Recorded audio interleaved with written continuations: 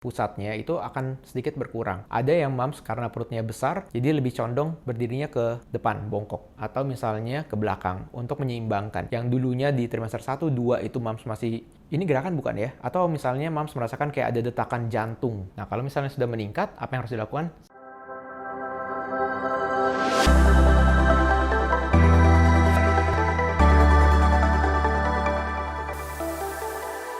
Hai, kembali lagi di channel Dr. Kevin. Gimana, apa kabar semuanya?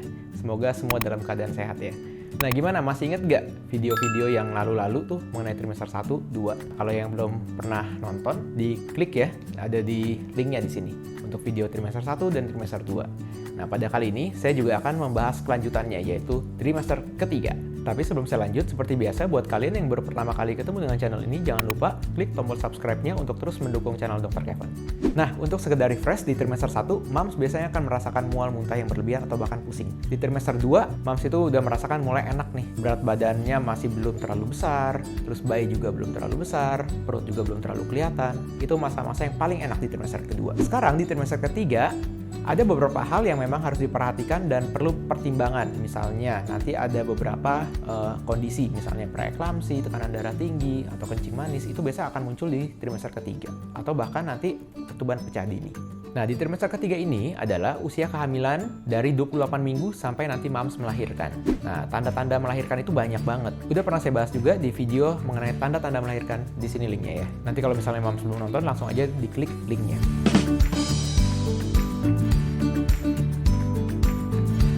Hal yang pertama yang akan mams rasakan adalah gerakan janin.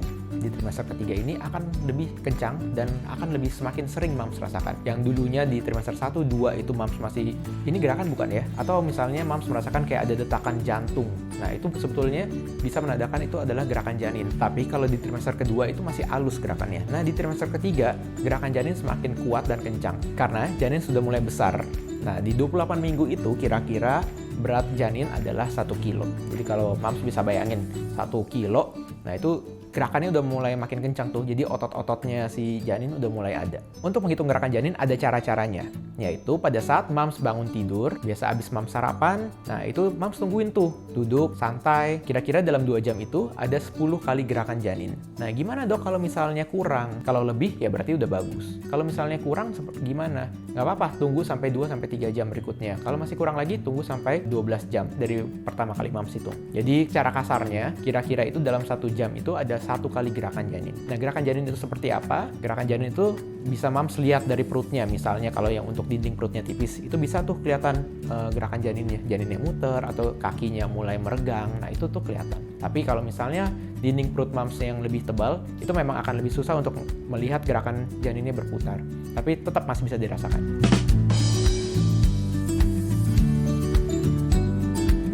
Perubahan-perubahan yang lainnya adalah mams bisa merasakan karena perut mams makin besar, keseimbangan mams juga akan berkurang.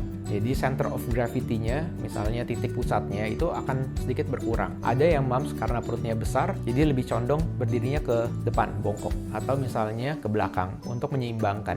Nah, sebetulnya itu yang salah. Itu yang kurang baik dilakukan. Karena kalau misalnya postur tubuh mams itu tidak tegap, itu nanti akan menyebabkan mams biasa sakit pinggang tuh. Sakit pinggang, sakit punggung, terus sakit di belakang. Nah, itu yang harus mams perhatikan. Jadi kalau misalnya mams sedang duduk, berdiri, atau sedang beraktivitas, postur tubuh juga harus dijaga. Jadi banyak banget tuh yang menanyakan mengenai tentang encok pada saat hamil. Itu juga bisa terjadi di trimester ketiga ini.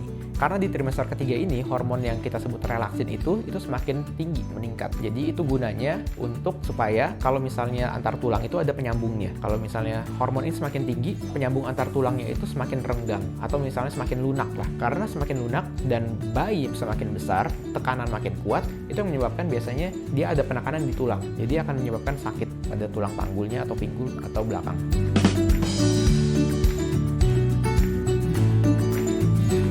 Selain gejala yang tadi, seperti encok, ada gejala-gejala lain juga yang kurang mengenakan. Misalnya pada saat trimester 1 atau misalnya mams sebelum hamil itu mams ada sakit mah atau misalnya ada penderita asam lambung yang tinggi. Nah, di trimester ketiga ini bisa balik lagi. Kenapa? Karena posisi rahim itu yang semakin membesar dan menekan ke atas dan lambung posisinya itu di atas. Jadi pada saat tertekan oleh rahim, nah itu yang dapat menyebabkan seakan-akan asam lambung itu meningkat. Jadi pada saat trimester ketiga tetap aturan pola makannya harus tetap dijaga ya. Yang biasa dulu makannya bisa banyak di trimester kedua. Nah, di trimester ketiga ini mulai tuh dibagi-bagi lagi. Jadi porsi kecil tapi sering.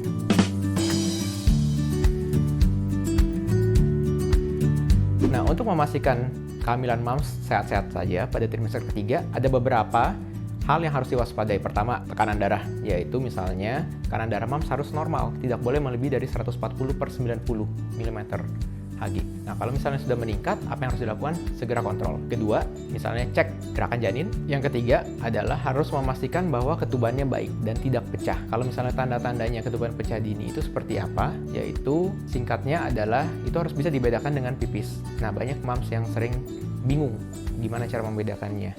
Nah, untuk mengetahui cara membedakannya akan saya bahas di video berikutnya ya. Jadi lanjut, yang keempat adalah perdarahan. Nah, perdarahan ini yang sering terjadi adalah misalnya letak plasenta atau ari-ari itu letaknya di bawah sehingga menutupi jalan lahir. Atau misalnya plasentanya lepas, nah itu juga dapat menyebabkan perdarahan. Kalau moms merasakan tanda-tanda yang seperti saya sebutkan tadi, langsung kontak dokternya untuk segera periksakan kandungan moms. Sekian konten Dr. Kevin kali ini, semoga video ini dapat bermanfaat. Dan jangan lupa dukung terus konten Dr. Kevin dengan cara klik tombol like, komen, dan subscribe, dan juga share video ini ke teman-teman lainnya supaya video ini dapat tersebar luas dan bermanfaat. Saya Dr. Kevin, until tomorrow and stay healthy.